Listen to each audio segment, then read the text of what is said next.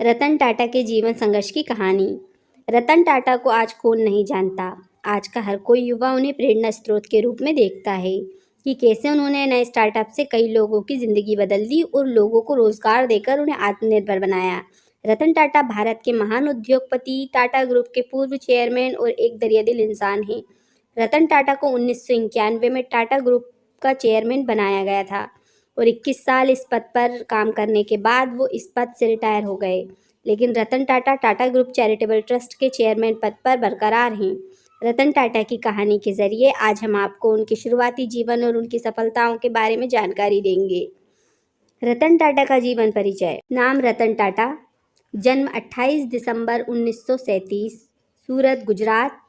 पिता नवल टाटा, माता सोनू टाटा, सिमोन टाटा सौतेली माँ। शिक्षा बीएससी वास्तुकला में, स्ट्रक्चरल इंजीनियरिंग और एडवांस मैनेजमेंट प्रोग्रामिंग में डिग्री। पुरस्कार पद्म भूषण, पद्म विभूषण। रतन टाटा का प्रारंभिक जीवन। रतन टाटा का जन्म 28 दिसंबर 1937 को गुजरात के सूरत शहर में हुआ। जब रतन 10 साल के थे तब उनके माता पिता नवल टाटा, सोनू टाटा ने औपचारिक तौर पर एक दूसरे से तलाक ले लिया था। तब उनके और उनके भाई जिमी की जिम्मेदारी उनकी दादी नवजबाई टाटा ने ले ली और उनका पालन पोषण बहुत अच्छे से किया। शैक्षणिक योग्यता। रतन टाटा की शुरुआती पढ़ाई मुंबई के कैंपियन स्कूल में हुई और माध्यमिक शिक्षा cathedral and John Connon school से की। इसके बाद वो आगे की पढ़ाई के लिए विदेश चले गए, जहां उन्होंने कॉर्नेल यूनिवर्सिटी से 1962 में बीएससी वास्तुकला से स्ट्रक्चरल इंजीनियरिंग की डिग्री हासिल की। उसके बाद उन्होंने हार्वर्ड बिजनेस स्कूल से 1975 में अपना एडवांस्ड मैनेजमेंट प्रोग्राम पूरा किया। करियर और सफलताएं। अपनी पढ़ाई खत्म करने के बाद वे भारत लौट आए और टाटा ग्रुप में काम किया। शुरुआती दिनों में उन्होंने टाटा स्टील के साथ शॉप फ्लोर पर काम किया। उसके कुछ सालों बाद उन्हें राष्ट्रीय रेडियो और इलेक्ट्रॉनिक्स कंपनी नाको का प्रभारी निदेशक बनाया गया। उसके बाद उन्हें टाटा इंडस्ट्रीज का चेयरमैन बनाया गया और आखिरी में जेआरडी टाटा के टाटा ग्रुप के चेयरमैन पद को छोड़ने के बाद रतन टाटा को टाटा ग्रुप का चेयरमैन बना दिया गया। टाटा सॉल्ट से लेकर टाटा सॉफ्टवेयर तक सभी में रतन टाटा की कड़ी मेहनत और रचनात्मक दिमाग है। सबसे छोटी और सस्ती कार जिसे एक आम आदमी भी खरीद सके, इस सोच के साथ उन्होंने नैनो कार बाजार में उतारी।